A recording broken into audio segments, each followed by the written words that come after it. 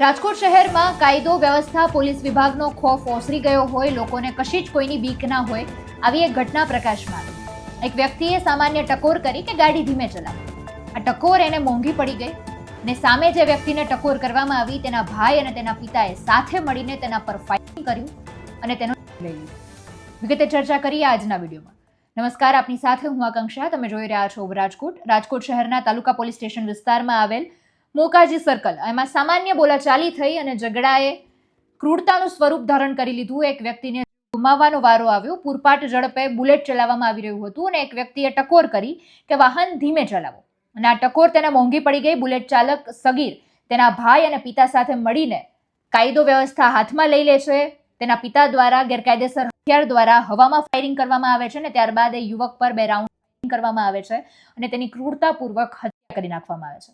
આ ચકચારી ઘટનામાં રાજકોટ ક્રાઇમ બ્રાન્ચે ગણતરીની કલાકમાં ગુનાનો ભેદ ઉકેલી નાખ્યો।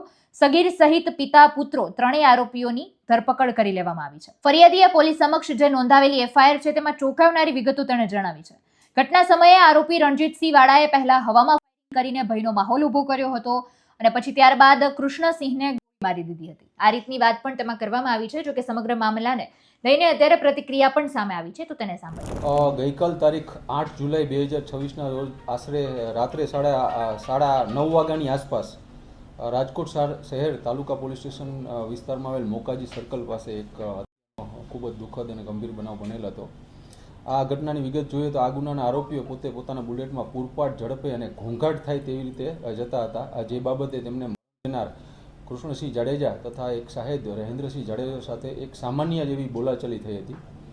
આ સામાન્ય બોલાચાલીનો ખાર રાખી અને આરોપી રાજવીર વાળા અને તેના ભાઈ એ મારામારી શરૂ કરી દીધી હતી અને આ દરમિયાન આ આરોપી રાજવીર વાળાના પિતા રણજીત નાજભાઈ વાળાએ પોતાની પાસે રહેલ ગેરકાયદેસર પિસ્તોલમાંથી ફાયરિંગ શરૂ કરી દીધું હતું અને આ ફાયરિંગમાં કૃષ્ણસિંહ જાડેજાને પેટના ભાગે અને માથાના ભાગે ગોળી વાગતા તેમનું નીપજ્યું હતું અને બીજા સાહેબ રહેન્દ્રસિંહ જાડેજાને માથાના ભાગે કૂંદાથી ગંભીર પહોંચાડી અને આ આરોપીઓ ત્યાંથી નાસી ગયા હતા। આ બનાવ અંગે રાજકોટ તાલુકા પોલીસ સ્ટેશનમાં ભારતીય ન્યાય સંહિતાની કલમ 103(1), 118(2), 3(5), 352 આર્મ્સ એક્ટ અને જીપી એક્ટ હેઠળ ગુનો દાખલ કરવામાં આવેલો હતો। બનાવની ગંભીરતાને જોતા રાજકોટ શહેર police commissioner Shri Brijeshkumar Jha sir, અધિક પોલીસ કમિશનર શ્રી ચૈતન્ય માંડલિક સર તથા ડીસીપી ક્રાઇમ શ્રી જગદીશ બાંદરવા સરે આ આરોપીઓને તાત્કાલિક પકડવાની સૂચના કરેલ હોય, જેના અનુસંધાને રાજકોટ શહેર crime branch PI S Chavda, PI Jadav તથા પીઆઈ ડામોરની ટીમો આ આરોપીઓને પકડવા માટે સતત પ્રયત્નશીલ હતી। આ દરમિયાન ટેકનિકલ સર્વેલન્સ, હ્યુમન ઇન્ટેલિજન્સ તથા સીસીટીવી ફૂટેજોની મદદથી રાજકોટ શહેર ક્રાઇમ બ્રાન્ચની ટીમોને આ આરોપીઓને પકડવામાં સફળતા મળેલ છે।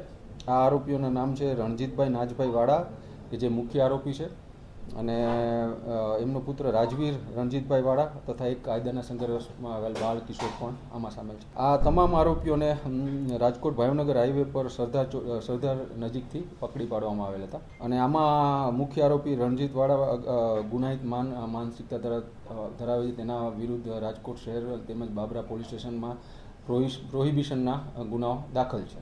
આ બસ સામાન્ય બોલાચાલીનું જ એક કારણ હજી સુધી અમારી તપાસમાં સામે આવ્યું છે અને અરાઉન્ડ 4 થી 5 રાઉન્ડ ફાયર કરવામાં આવેલા। આ ગેરકાયદેસર જ હતું અને એને લઈને પણ તપાસ હાથ ધરવામાં આવશે। એ હાલ આ તપાસ માનનીય police commissioner Shri Brijeshkumar Jha sir દ્વારા ક્રાઇમ બ્રાન્ચને સોંપવામાં આવેલ છે અને ક્રાઇમ બ્રાન્ચના પીઆઈ એમએન ડામોર આ તપાસ ચલાવી રહેલ છે। તેમાં આ તમામ આવ્યું હતું એ તમામ બાબતની તપાસ તજવીજ કરવામાં આવશે। ખરેખર આ બધા કેસ ચોંકાવનારા અને લાલબત્તી સમાન કેસ છે, કારણ કે વારંવાર આવા કિસ્સા પ્રકાશમાં આવે કે કોઈ પણ નાની બાબતના લીધે કોઈ રકઝક થઈ હોય અથવા તો જૂની અદાવતનો ખાર રાખીને પણ વ્યક્તિનો જીવ લઈ લેવામાં આવ્યો હોય, આવી ઘટના પણ વારંવાર આપણને સમાચારમાં જોવા મળતી હોય છે।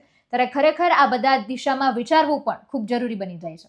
સમગ્ર મામલાને તમે કઈ રીતે જોવો છો એ કમેન્ટમાં જણાવજો। ફરી મળીશું, અમને રજા આપશો। નમસ્કાર।